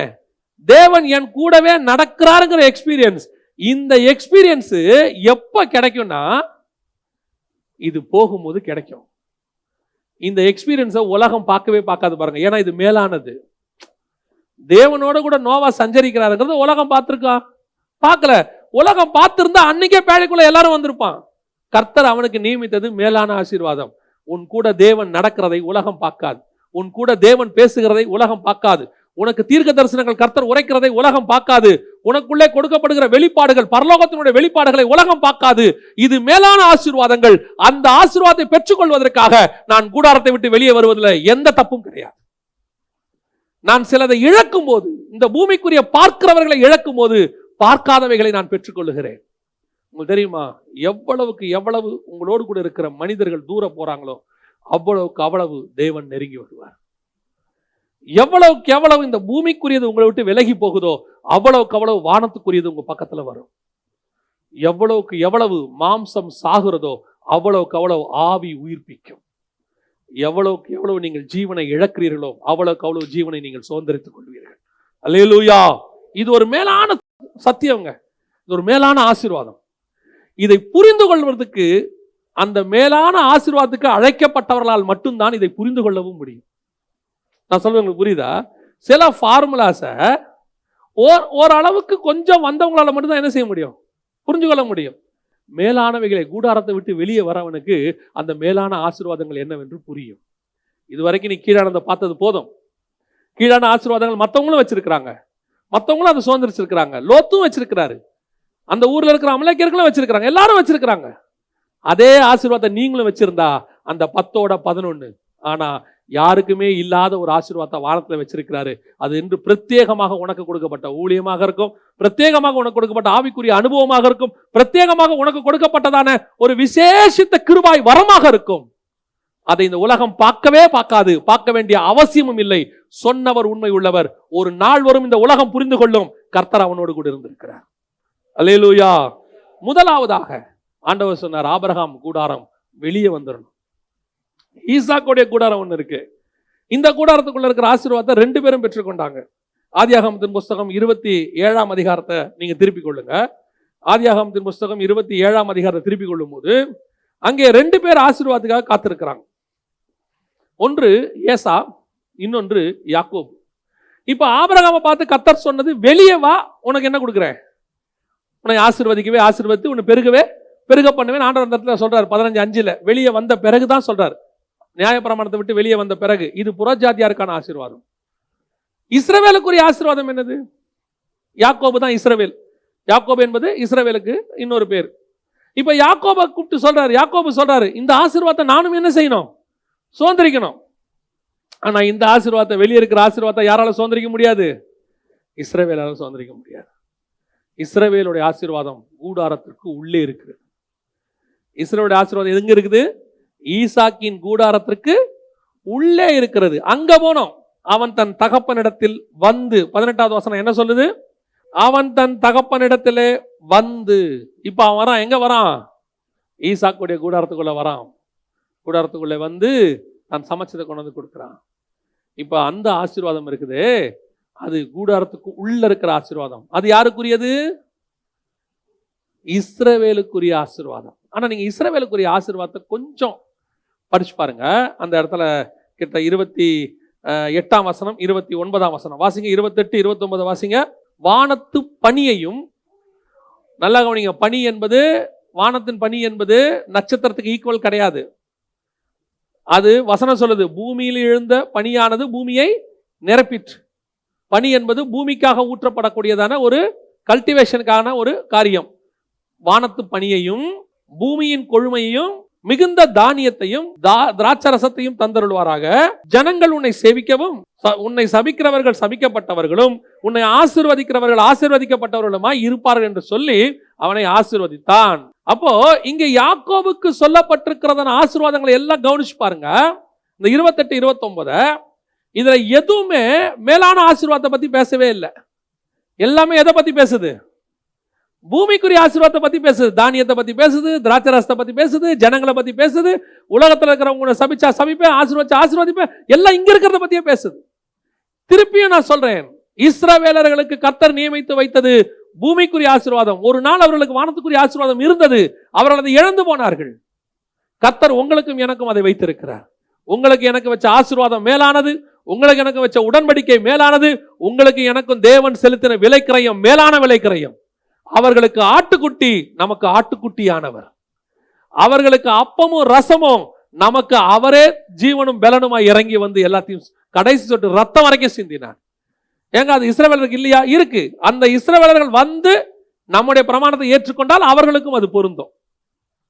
அப்போ இஸ்ரவேல் என்ற நியாய பிரமாணத்தை கூடாரத்துக்குள் இருக்கிறவர்கள் ஃபாலோ பண்ற ஆசீர்வாதங்கள் எல்லாம் என்னது? பூமிக்குரியது. இப்ப நீங்க கூடாரத்துக்கு உள்ள இருக்கிறத விரும்புறீங்களா, கூடாரத்துக்கு வெளியே இருக்கிறத விரும்புறீங்களா? இதுதான் கேள்வி. கூடாரத்துக்குள்ள இன்னைக்கு கடைசி காலத்துல சபை ரெண்டு வகையில இருக்கு. கூடாரத்துக்குள்ளேயும் இருக்கு, கூடாரத்துக்கு வெளியும் இருக்கு. ஒரு சிலர் கூடாரத்துக்கு உள்ள இருக்கிறதையே உங்களுக்கு போதிக்கிறார்கள், அதையே உங்களுக்கு போக்கஸும் பண்றாங்க, அதையே நீங்கள் விரும்பவும் செய்கிறீர்கள். இந்த பூமிக்குரிய பணி, இந்த பூமிக்குரிய தானியம், இந்த பூமிக்குரிய திராட்சரசம், இந்த பூமிக்குரிய வியாபாரம், இந்த பூமிக்குரிய செழிப்பு, இந்த பூமிக்குரிய ஜனங்கள். நான் சொல்வேன், புதிய ஏற்பாட்டை பொறுத்த வரைக்கும் நீடித்த ஆயுசு, பிள்ளை பேரு, இது எதுவுமே வாக்கு தத்தம் அல்ல. புதிய ஏற்பாட்டை பொறுத்த வரைக்கும் மேலானது வாக்கு தத்தம். அப்ப எல்லா ஆசீர்வாதங்களும் கிறிஸ்து இயேசுக்குள்ளாக ஆம் என்றும் நிறைவேறுகிறது. இதெல்லாம் கடற்கரை மணலை போல தேவையானதை கர்த்தர் கொடுப்பார். புரியுதுங்களா? இப்போ நீங்க ஆண்டவரை ஏற்றுக்கொண்டு 35 வயசுல மரித்தாலும் ஆசீர்வாதம் தான். நியாய பிரமாணத்துல உன்னை எல்லாருமே சின்ன வயசுல செத்து போயிடுவான், உன் வீட்டுல வயசானவனே இருக்க மாட்டானா, அதுக்கு பேர் சாபம். ஏலி வீட்டுல என்ன சொல்றாரு? உன் வீட்டுல எல்லாருமே இளம் வயதுல செத்து போயிடுவாங்க, வயசானவன் ஒருத்தருக்கு, அதுனா அர்த்தம் எல்லாரும் அல்பாயுசுல செத்துருவாங்கன்னு அர்த்தம். அது சாபம். ஆனா புதிய ஏற்பாட்டுல நாம அத்தனை பேருமே கிறிஸ்துவுக்கென்று அல்பாயுசில் சாவதற்கென்று சந்தோஷப்படுகிறோம் இல்லையா? இயேசு கிறிஸ்துவே 33 வயசுல சாவறதுக்கு என்ன ஆயிட்டாரு? ரெடி ஆயிட்டாரு. பவுல் எப்ப சாவோன்னு எதிர்பார்த்து காத்திருக்கிறாரு. எத்தனை வயசுல எப்ப ரத்த சாட்சியா மரிப்போன்னு தெரியாது. சின்ன ஸ்தேவான் ஒரு வாலிப பிராயத்துல இருந்து ஒரு வயசான யோவான் வரைக்கும் சாகிறதுக்கு ரெடியா இருக்கிறாங்க. பேதுரு சொல்றாரு, நான் தேகத்தை விட்டு பிரியும் காலம் வந்தது, ஐ அம் ரெடி டு கோ. ஏன்? இந்த உயிர் எத்தனை வருஷம் இங்க இருக்குன்னு எனக்கு முக்கியம் இல்ல, எப்ப நான் அவரை பார்க்க போறேங்கிறதா எனக்கு முக்கியம். அதை சீக்கிரம் கூட்டிட்டு போனாலும் சோத்திரம், இல்ல நான் இருக்கிறது இங்க இருக்கு பிரயோஜனமா இருக்கணும் அவர் விரும்பி கொஞ்ச நாள் என்ன வச்சாலும் சோத்திரம். பழைய ஏற்பாட்டுல குழந்தை பிறந்தாதான் ஆசீர்வாதம், இல்லைன்னா பிள்ளை பெறாத மலடின்னு சொல்லி அவளை வேதனைப்படுத்துவாங்க. புதிய ஏற்பாட்டுல பிள்ளை பெறாத மலடியே மகிழ்ந்து களி கூறு. ஏன்? புதிய ஏற்பாட்டை பொறுத்த வரைக்கும் பிள்ளை பேர் என்பது மாம்சத்துக்குரியதல்ல, பிள்ளை பேர் என்பது ஆவிக்குரியது. உனக்கு குழந்தை பிறக்கலாம்னு ஒருத்தன் சொல்றானா? என்ன பிரதர், கல்யாணம் ஆகி 5 வருஷமாச்சு, உனக்கு குழந்தை இன்னுமே இல்லையா? எதுக்கு டாக்டரை பாருங்க? வேணாம், கர்த்தரையே பாருங்க. ஏன்? இயேசு கிறிஸ்துவின் ரத்தத்தை சிந்தி உங்களை கரெக்டான நேரத்துக்கு ரட்சித்து உங்களை ஞானசானம் கொடுத்து பரிசுத்த ஆவியானவராலையும் நிரப்பின ஆண்டவருக்கு உனக்கு குழந்தை கொடுக்கணுமா கொடுக்க வேணாமான்றதும் நல்லாவே தெரியும். வானத்திலிருந்து பரிசுத்த ஆவி உனக்குள்ள இறங்க தெரிஞ்சவருக்கு நிழலாடி ஒரு குழந்தைய கொடுக்க தெரியாதா? ஏன் அவர் கொடுக்கலாம்? ஏதாவது காரணமா இருக்கும். புதிய ஏற்பாட்டை பொறுத்த வரைக்கும் பிள்ளை பிறக்கலையா, கவலைப்படாதீங்க. நிறைய பேர் அப்படி இருக்கிறாங்க. அப்படியே போட்டு மருமகளை போட்டு அப்படியே கிரஷ் பண்றது. என்ன இத்தனை மாசம் ஆச்சு இன்னும் குழந்தை இல்லை, 1 வருஷம் ஆச்சு. எனக்கு ஒரு மகளை தெரியும், அவளுக்கு ரொம்ப ரொம்ப அருமையான மக, நான் பார்த்ததுல ரொம்ப இன்னசென்ட்டான கேர்ள். அந்த மகளுக்கு திருமணமாகி குழந்தை இல்லை. நான் சொல்றேன், குழந்தை இல்லையா? கர்த்தர் ஏதோ காரணத்துக்காக தான் குழந்தை. ஏன்னா அவ அவ்வளோ ஆண்டவருக்கு ரொம்ப அன்பான பிள்ளை. நல்லா ஜெபம் பண்ணுவா, பைபிள் வாசிப்பா, எப்போ பேசினாலும் ஆண்டவரை பற்றி மட்டும்தான் பேசுவா. எனக்கு தெரிஞ்சு அவ அன்வான்ட் வேர்ட்ஸ் பேசினதே கிடையாது. அவ்வளோ ஒரு அருமையான மக. குழந்தை இல்லை, குழந்தை இல்லையா? உடனே கூட்டு போய் அங்கே செக்கப் இங்கே செக்கப்னு பண்ணி ஒரு நாளைக்கு 10 ஊசி. அவள் ஃபோன் பண்ணி அழுவுறா, ஏன் ஆண்டவர் என்ன இப்படி நடத்துறாரு? ஆண்டவர் நடத்தல. இல்லை, அப்போ ஆண்டவர் ஏன் குழந்தை கொடுக்கல? நான் என்ன கேட்குறேன், பழைய ஏற்பாட்டில் ரெபேக்காளுக்கு எத்தனை வருஷம் குழந்தை இல்லை? 20 வருஷம் குழந்தை இல்லை. பழைய ஏற்பாட்டில் சாராளுக்கு எத்தனை வருஷம் குழந்தை இல்லை? கிட்டத்தட்ட 99 வயசு வரைக்கும் குழந்தை இல்லை. விசுவாசம் பேச தெரியுது, பைபிள் பேச தெரியுது, சபையில் போய் முன்னாடி நிற்க தெரியுது. ஏன் காத்திருக்க தெரியல? கர்த்தர் கொடுக்குற வரைக்கும் ஏன் காத்திருக்க தெரியல? ஏன்னா இவங்க இன்னும் நியாயப்பிரமாணத்தை பிடிச்சிட்டு அலையிறாங்க. கிருபையின் பிரமாணத்தை பொறுத்த வரைக்கும் பிள்ளை பேர் இருக்கிறதோ இல்லையோ, நீடித்த ஆயுசு இருக்கிறதோ இல்லையோ, என்னை பொறுத்த வரைக்கும் நான் கிறிஸ்துவுக்குள் பிறந்து நான் கிறிஸ்துவுக்குள் மரிக்கிறேன். என்னை கிறிஸ்துவுக்குள்ளாக உயிர்த்தெழ பண்ணுகிறவர் ஒருவர் இருக்கிறார். அல்லேலூயா.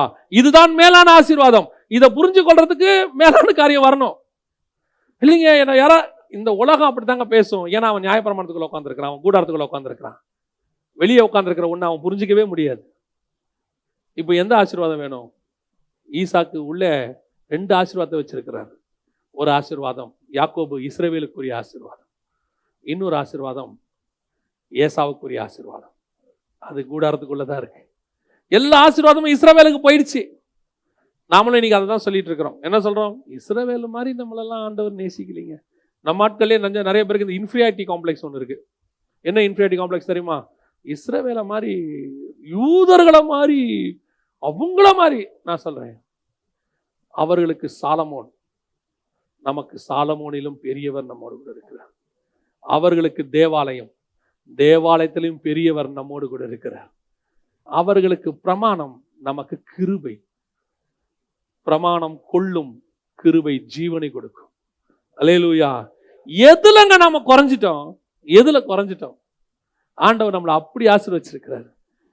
ஆசீர்வாதத்தை பெற்றுக்கொண்ட யாக்கோபு இஸ்ரவேல், அவன் பெற்றுக்கொண்டான் பூமிக்குரிய ஆசீர்வாதம் எல்லாத்தையும் பெற்றுக்கொண்டான். குறையா சொல்ல, இஸ்ரவேலர்கள் மூத்த சகோதரர்கள் தான். அவர்களை அந்த ஒலிவ மரத்தில் ஒட்ட வைக்கப்பட்ட காட்டு ஒலிவ மரம் தான் நம்ம. அவர்களுடைய குறைபாடே நமக்கு இவ்வளவு ஆசீர்வாதமா இருக்குமானால் அவருடைய ஆசீர்வாதம் நமக்கு எப்படி இருக்கும் பூமிக்குன்னு சொல்லி பவுல் கேட்கிறாரு. எந்த மாற்று கருத்தும் இல்லை. உங்களுக்கும் எனக்கும் அந்த இன்ஃபீரியாரிட்டி காம்ப்ளெக்ஸ் வரக்கூடாதுன்னு நான் சொல்றேன். நீங்களும் நானும் அவனை பார்த்துட்டு என்ன செய்யக்கூடாது? அவனை மாதிரி ஆசீர்வதிங்க.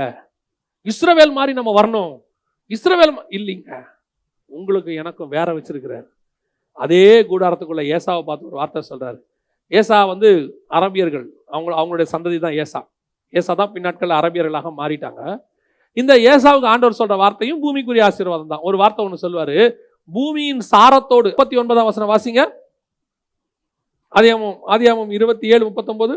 உன் வாசஸ்தலம் பூமியின் சாரத்தோடும். இந்த சாரத்தோடும்னா என்ன? பூமியின் சாரம்னா ஜூஸ். அதைத்தான் அரபியர்கள் எடுத்துக்கிட்டு இருக்கிறாங்க.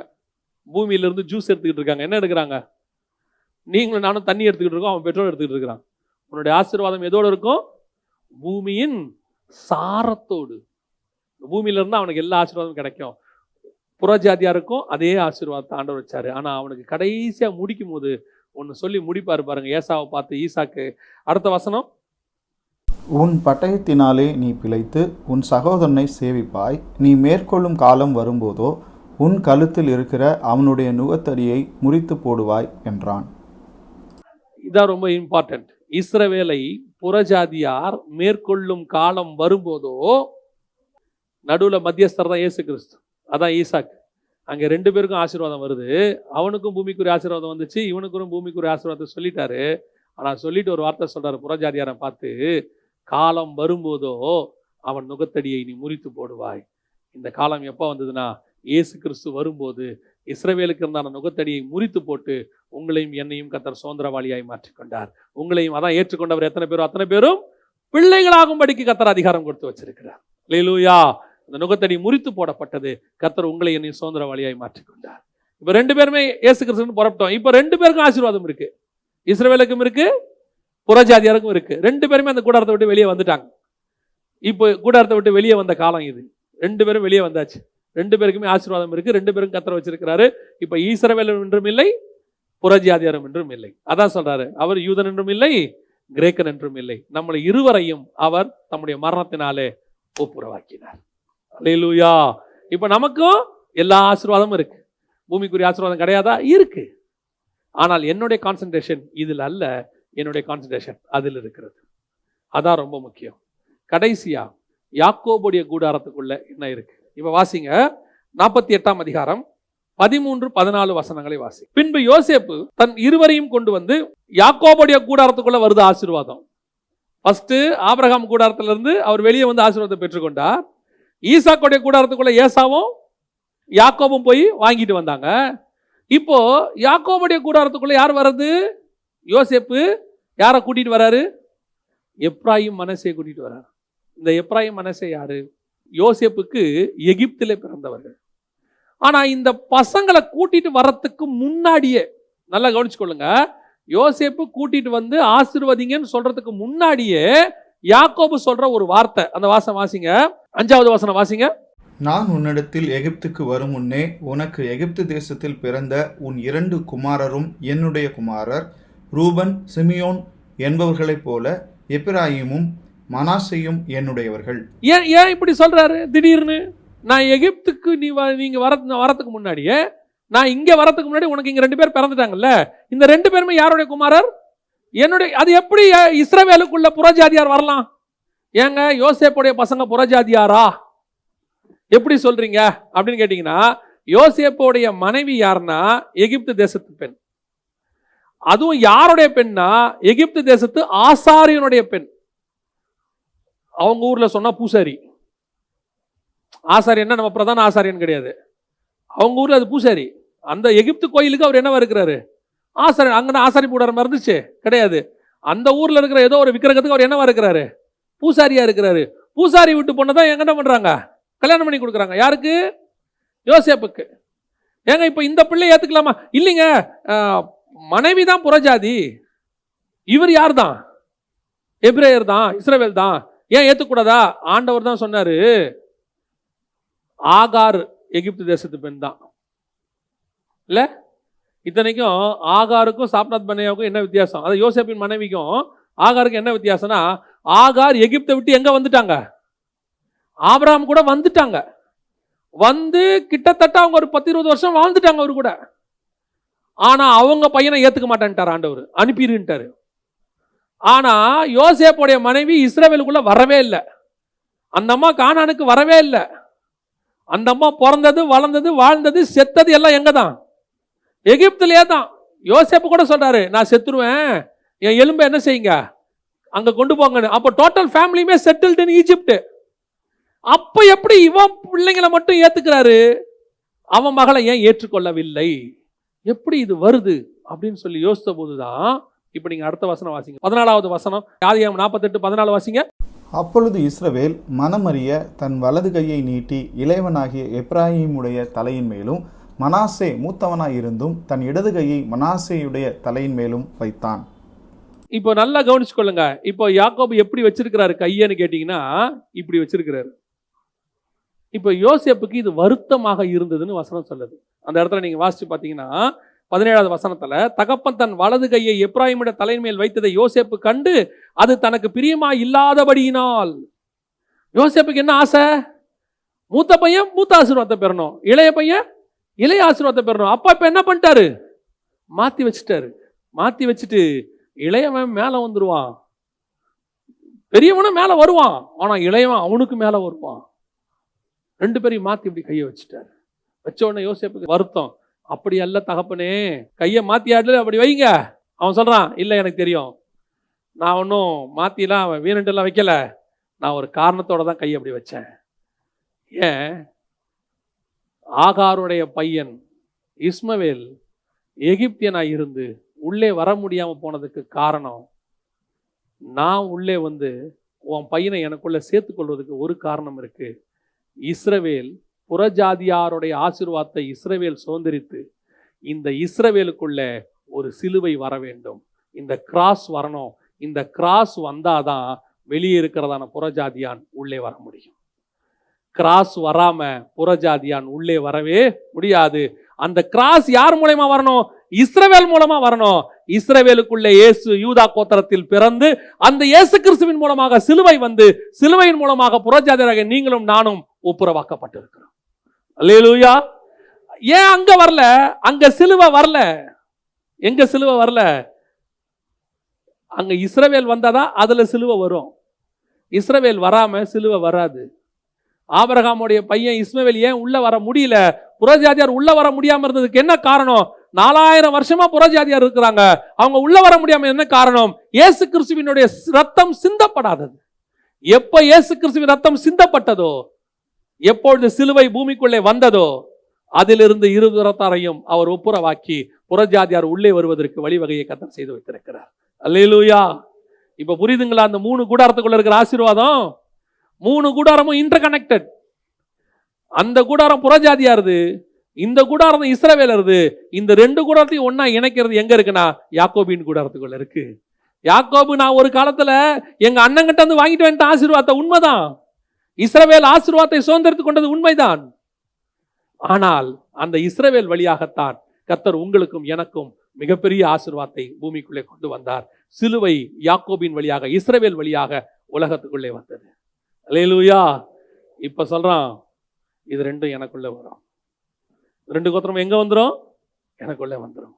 இப்ப போய் பாருங்களேன், புதிய எருசலேம்ல 7ஆம் அதிகாரம் வெளிப்படுத்தின விசேஷம் 1 முதல் 8 வசனத்துல இஸ்ரவேல் கோத்திரத்தை பத்தி சொல்லுவாங்க.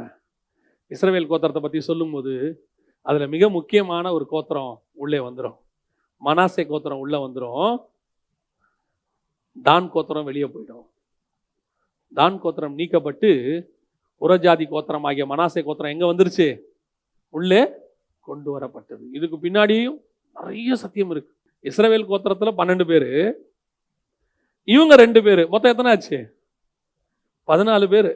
ஆனா எத்தனை பேர் தான் இருக்கணும்? 12 தான் இருக்கணும். இப்ப பின்னாடி வந்த 2ல 1 உள்ள வந்துருச்சு. எப்ராயிம் வெளியே போயிருச்சு. உள்ள யார் வந்துட்டா? மனாசே வந்துட்டாரு. ஏற்கனவே இருந்த தான் கோத்திரம் வெளியே போயிருச்சு. ஏற்கனவே இருந்த 12ல 1 போயிருச்சு. தான் கோத்திரம் என்னவா மாறிடுச்சு? விரியன் பாம்பு குட்டியா மாறி பிசாசின் கோத்திரமா மாறிடுச்சு. அது வெளியே போயிருச்சு. பின்னாடி சேர்த்து கொள்ளப்பட்ட 2 கோத்திரத்துல 1 போயிட்டு 1 தங்கிருச்சு. மொத்தம் 12 ஆயிருச்சா? அப்போஸ்தலர்களை பார்த்திருக்கீங்களா? ஃபர்ஸ்ட் 12 பேர் கர்த்தர் செலக்ட் பண்ணுவாரு. சரிதானா? 13ஆவதா மத்தையாவை செலக்ட் பண்ணுவாங்க சீட்டு போட்டு. 14ஆவதா பவுல் உள்ள வருவாரு. மொத்தம் 14 பேர். 14ல ஏற்கனவே இருந்த 12ல 1 யூதாசு பிசாசா மாதிரி வெளியே போயிட்டான். அவன் பிசாசா இருக்கிறான், வெளியே போயிட்டான். சீட்டு போட்ட மத்தையா உள்ள வரல, பவுல் உள்ள வந்துட்டாரு. 12 பேர் தான் இருப்பாங்க கணக்கு. அல்லேலூயா. அந்த 12 இந்த 12 கரெக்டா இருக்கும். இப்போ இந்த 3 கூடாரத்துக்குள்ள புறஜாதியார் அவர்கள் வந்து வானத்துக்குரிய ஆசீர்வாதத்தை பெற்றுக்கொண்டார்கள். இஸ்ரவேலர்கள் பூமிக்குரிய ஆசீர்வாதத்தை பெற்றுக்கொண்டார்கள். ஆனால் யாக்கோபின் மூலமாக இஸ்ரவேலும் புறஜாதியாரும் சேர்ந்து வானத்துக்குரிய ஆசீர்வாதத்தையும் பூமிக்குரிய ஆசீர்வாதத்தையும் சுதந்திரத்துக் கொண்டார்கள். அல்லேலூயா. இன்னைக்கு உங்களை என்னையும் அந்த கூடாரத்துக்குள்ள கொண்டு வரத்துக்கு ஆபிரகாம் காலத்துல வெளியே போயிட்டோம், கொண்டு போயிட்டோம். இன்னைக்கு வானம் என்கிறதான அந்த கூடாரத்திற்குள்ள, வானத்துல கூடாரம் இருக்கா இல்லையா? ஒரே ஒரு வசனம் வாசிங்க, முடிக்கலாம். வாசிங்க. வெளிப்படுத்தின விசேஷம் 15:5 வாசிங்க. இவைகளுக்கு பின்பு நான் பார்த்தபோது இதோ பரலோகத்திலே சாட்சியின் கூடாரமாகிய ஆலயம் திறக்கப்பட்டது. அந்த கூடாரத்துக்குள்ள தான் நீங்களும் நானும் உள்ளே வந்திருக்கிறோம். அல்லேலூயா. நான் சொல்றது இப்ப பூமிக்குரிய நியாயப்பிரமாண கூடாரம் இல்ல, வானத்துல ஒரு கூடாரம் இருக்கிறது, சாட்சியின் கூடாரம். அந்த கூடாரத்துக்குள்ள இஸ்ரவேலும் புறஜாதியாரமாகிய நீங்களும் நானும் இணைந்து இயேசு கிறிஸ்துவின் சிலுவை மரணத்திற்கு பிறகு வந்த, நான் சொல்றது நல்லா புரிஞ்சுக்கணும், சிலுவை மரணத்திற்கு பிறகு வந்த நாம் அத்தனை பேரும் ஒருமித்து அவருக்குள்ளே போய் நிற்க போகிறோம். கிறிஸ்துவுக்குள் மரித்தவர்கள் முதலாவது எழுந்திருப்பார்கள், பின்பு உயிரோடு இருக்கிற நாமும் எதிர்கொண்டு போக வானத்தில் அவரோடு கூட காணப்பட போகிறோம். அல்லேலூயா. இயேசு கிறிஸ்துவின் சிலுவை மரணத்துக்கு முன்னாடி மரித்த இஸ்ரவேலர்கள் அவர்கள் நியாயப்பிரமாணக்காரர்கள், அவர்கள் அதுல வர முடியாது. யாக்கோபின் கூட அதுல வர முடியாது.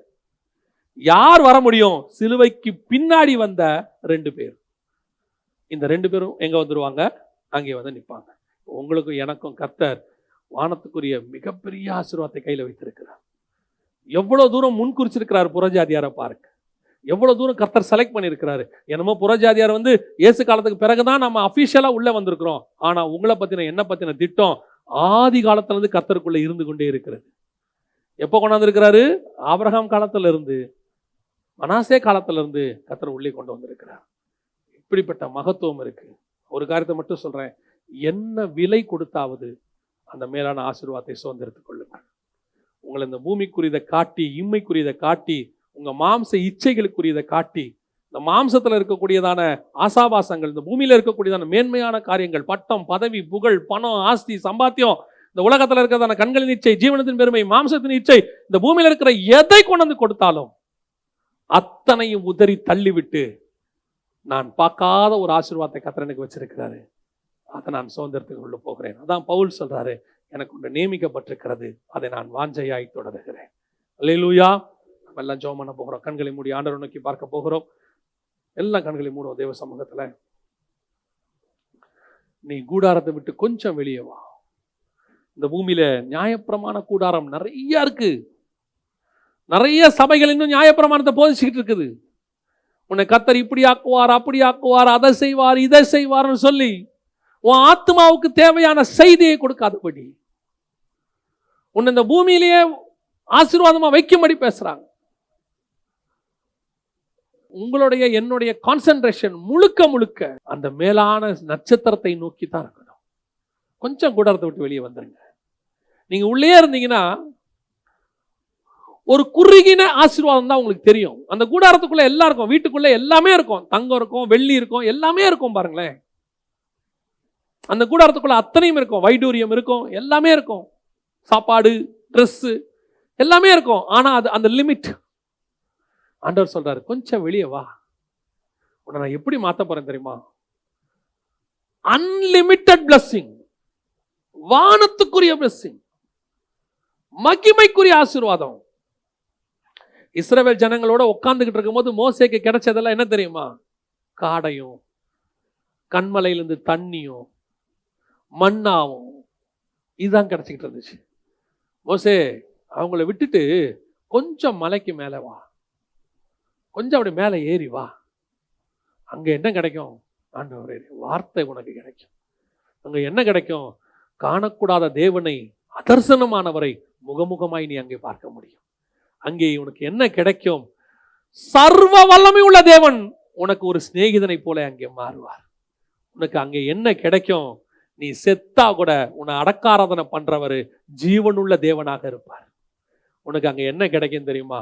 நீ அங்கே நிற்கினா உன்னை பத்தி எங்க யார் பேசினாலும் அவர் இறங்கி உனக்காக வழக்காடுவார். அது மேல இருக்கிற ஆசீர்வாதங்க. கீழே எல்லாரோடையும் நீயும் மண்ணா சாப்பிடலாம், எல்லாரோடையும் உட்காந்து நீங்களும் கண்மலை இருக்கிற தண்ணீரை குடிக்கலாம், எல்லாரோட நீங்களும் இங்க உட்காந்து அற்புத அடையாளங்களை பார்க்கலாம். அது கீழானது. உங்களை ஆண்டவர் அது இல்லைன்னு சொல்லல. ஆனா அதை விட மேல ஆனது ஒண்ணு இருக்குது. எல்லா சீஷரோடையும் போகும்போது அற்புத அடையாளங்கள் நடக்கும். எல்லா சீஷரோட போகும்போது பிசாசுகள் ஓடும். எல்லா சீஷர்களும் சொல்லுவாங்க, எல்லாம் ஓடிச்சு, அதை பார்த்தோம், இதை பார்த்தோம், 5000 பேருக்கு அப்பம் பெருகுச்சு, ஓ the miracle God அப்படின்லாம் சொல்லுவாங்க. எல்லாம் உண்மைதான். இப்ப சொல்றாரு பேதுரு யோவானை பார்த்து, என் கூட கொஞ்சம் அப்படி மேல வாங்க. எங்க மேல வாங்க, கொஞ்சம் நம்ம மர்ருவ மலைக்கு போவோம். அங்க போனா அவர்கள் பார்க்க முடியாத எலியாவை உன்னை பார்க்க வைப்பார். அவர்கள் பார்க்க முடியாததான மோசேயை உன்னை பார்க்க வைப்பார். அவர்களுக்கு தெரியாததான இனி நடக்க போற சத்தியங்களை அங்கே உன்னை கேட்க வைப்பார். அவர்கள் காதுகள் கேட்காத எத்தனையோ சத்தியங்களை உன்னை கேட்க வைப்பார். நீ இவர்களோட உட்கார்ந்து இருக்கிற வரைக்கும் கிடைக்கிற சத்தியம் வேறு, நீ தனித்து மலைக்கு மேல போகும்போது உனக்கு கிடைக்கிற சத்தியம் வேறு. மகிமையின் மேல் மகிமை அது. அந்த மகிமைய அங்க போனாதான் நீ உணர முடியும். கீழே இருந்து பார்க்கும்போது உனக்கு ஒன்றும் தெரியாது. ஆனா சொல்லுவாரு, நீ மேல ஏறி வா. ஏன் ஆண்டவரே, மேல வந்தா மட்டும் இப்ப என்ன கிடைச்சிட போது? அது கீழேயே எனக்கு சொல்லுங்களேன். கீழே இருக்கிற வரைக்கும் நான் சொல்ற காரியம் வேற, மேல வந்து நான் சொல்லக்கூடிய காரியம் வேற. நிறைய பேரு கீழே இருக்கிறதுலயே திருப்தி ஆயிட்டாங்க. கூடாரத்திலேயே they satisfied with their spiritual life. இது வரைக்கும் என்ன கிடைச்சதோ அதோட சாட்டிஸ்ஃபை ஆயிட்டாங்க. முச்செடியிலேயே அவன் தேவனை பார்த்துட்டான், மகிமைய. ஆனா அதுல அவன் திருப்தி ஆகல. மலைய பார்க்கிறான், ஜைஜாண்டிக்கான காட்சி, அதுலயும் அவன் திருப்தி ஆகல. கண்மலை ஒட்டஞ்சு தண்ணி வருது, அதுலயும் அவன் திருப்தி ஆகல. இப்ப கேட்கிறான் ஆண்டவரை பார்த்து, ஆண்டவரே நான் உன் மகிமையை பார்க்கணும். இது வரைக்கும் பாத்திய மோசே அண்ணன், அது இல்லப்பா, இன்னும் இருக்கு உங்ககிட்ட, இன்னும் இருக்கு உங்ககிட்ட, அந்த மகிமையை நான் பார்க்கணும். அதுதான் நீ கூடாரத்தை விட்டு வெளியே வந்தா கிடைக்கும். கூடாரத்துக்கு உள்ள இருந்தீங்கன்னா இந்த உலகத்துல கிடைக்கிற மேன்மையான எல்லாமே உங்களுக்கு கிடைக்கும். ஆனா கூடாரத்தை விட்டு வெளியே வந்தீங்கன்னா இந்த உலகத்துல எத்தனை கோடி செலவு பண்ணாலும் கிடைக்காத மேலான மகிமையான தருணங்களை நீ கர்த்தருக்குள்ளே பெற்றுக்கொள்ள முடியும். ஆசீர்வாதத்தை நீங்க பெற்றுக்கொள்ள விரும்புறீங்களா? என்ன அப்படி மாத்துங்க ஆண்டவரே. 700 கோடி மக்கள்ல ஒருத்தனை நான் சாக விரும்பல. 700 கோடியில ஒருத்தன் தான் மோசே. அந்த 700 கோடியில ஒருத்தன் தான் எலியா. அந்த 700 கோடியில ஒருத்தர் தான் பேதுரு. அந்த 700 கோடியில ஒருத்தர் தான் யோவான். அந்த தனிப்பட்ட உங்களோடு இருக்கக்கூடிய ஐக்கியம், அனுபவம், அந்த ஊழியம், அந்த மகிமை, அப்படி நான் வாழணும் ஆண்டவரே. அந்த ஆசை இருக்குதா? அப்படி இருக்கிறவங்க நம்ம ஜெபம் பண்ண போறோம். கரங்களை ஆண்டவருக்கு நேராக உயர்த்தி, என்ன எடுத்து அப்படி பயன்படுத்தும் ஆண்டவரே. நான் உங்ககிட்ட வரும்போது இப்படி வரக்கூடாது ஆண்டவரே. நான் வரும்போது நீங்க தனிப்பட்ட முறையில் ஸ்தேவானுக்கு எந்திரிச்சு நின்று ஒரு வரவேற்பு கொடுத்தா மாதிரி அந்த பரலோகமே எங்களை பார்த்து கனப்படுத்துற அளவுக்கு ஒரு ஆவிக்குரிய வாழ்க்கையை நான் வாழ்ந்துட்டு வரணும் ஆண்டவரே. பரலோகத்துல அப்படி யோவான் நுழையும் போது தூதன் வந்து பக்கத்துல நின்று பேசுறான். இவங்கெல்லாம் யாரும் தெரியுமா? எக்ஸ்பிளைன் பண்றான். யோசித்து பாருங்க, ஒரு பரலோக டூருக்கு போனா ஒரு தூதன் கைடு மாதிரி கூட நின்று ஒவ்வொன்றா எக்ஸ்பிளைன் பண்ணிட்டே வரணும். அப்பனா நீங்க எவ்வளவு பெரிய விஐபி பாருங்க. ஒரு பெரிய அம்பாசிடரோ ஒரு பிரைம் மினிஸ்டரோ ஒரு நாட்டுக்கு போனா ஒரு ஆளை போட்டு அவருக்கு எக்ஸ்பிளைன் பண்ணிட்டே வருவாங்க அந்த நாட்டை பத்தி. அந்த மாதிரி பரலோகத்துக்குள்ள போற யோவானுக்கு ஒரு தூதன் எக்ஸ்பிளைன் பண்ணிட்டே வரான். ஒரு இடத்துல தேவனே வந்து எக்ஸ்பிளைன் பண்றாரு. என்ன ஸ்பிரிச்சுவல் லைஃப் பாருங்க. அந்த லைஃபுக்கு நீங்கள் நானும் விடுவோமா? நம்மை போல ஒரு பாடுள்ள மனுஷன் தான் அவரும். நம்மை போல அவரும் ஒரு மீனவராக, ஒரு வலை பின்னுகிறவராக, சாதாரண மனுஷனா வாழ்க்கையை தொடங்கினவர் தான். ஆனா முடிக்கும் போது எப்படி முடிச்சார் தெரியுமா? பிதாவாகிய தேவனுக்கு முன்பாக போய் உயிரோடு இருக்கும் போதே ஆவிக்குள்ள அவரை பார்க்கிற அனுபவத்துல போய் முடிச்சார். அப்படி ஒரு ஸ்பிரிச்சுவல் லைஃப் வாழணுங்க. நம்ம ஜெபம் பண்ண போறோம். விரும்புறீங்களா? அப்படி ஒரு ஆவிக்குரிய வாழ்க்கை நான் வாழ விரும்புறேன்னு சொல்றவங்க கரங்களை ஆண்டவருக்கு நேராக உயர்த்தி, ஆண்டவரே நான் அப்படி ஒரு வாழ்க்கை வாழணும்ப்பா, ஒப்பு கொடுத்து ஜெபம் பண்ணுவோமா? சர்வ வல்லமை உள்ள எங்கள் தகப்பனே, நீர் விரும்புகிறபடி எங்க ஆவிக்குரிய வாழ்க்கை அமையணும் ஆண்டவரே. நீர் எதிர்பார்க்கிறபடி உங்களோடு கூட நடக்கும்படி, உலாவும்படி, முகமுகமாய் பார்க்கும்படி கிருபை பாராட்டுங்கப்பா. மகிமையுள்ள கரத்தில் எங்களை ஒப்பு கொடுக்கிறேன் ஆண்டவரே. நாங்க முடிக்கும் போது மகிமையாய் அந்த பரிசுத்த வாட்டி சொன்னது போல பறந்து புறா போல் சிறகடித்து பாடி சென்றோர் நாள் இளைப்பாறுவேன். பரலோக வாசல் பரமசியோ குறித்து என்னை வரவேற்குமேன்னு அவங்க எதிர்பார்த்தது மாதிரி நாங்க போகும்போது ஒரு வரவேற்பு எங்களுக்கு கிடைக்கணும் ஆண்டவரே. நாங்க போகும்போது அப்படி ஒரு வரவேற்பு எங்களுக்கு கிடைக்கணும் ஆண்டவரே. நீர் மாத்திரம் மகிமைப்படுங்க. இந்த வசனங்கள் ஆண்டவரே 36 60 100க்கு 100 பலன் கொடுக்கட்டாப்பா. கிருபையுள்ள கரத்துல தாழ்த்துகிறோம் எங்கள் ஆண்டவர் இயேசுவின் நாமத்தில் பிதாவே.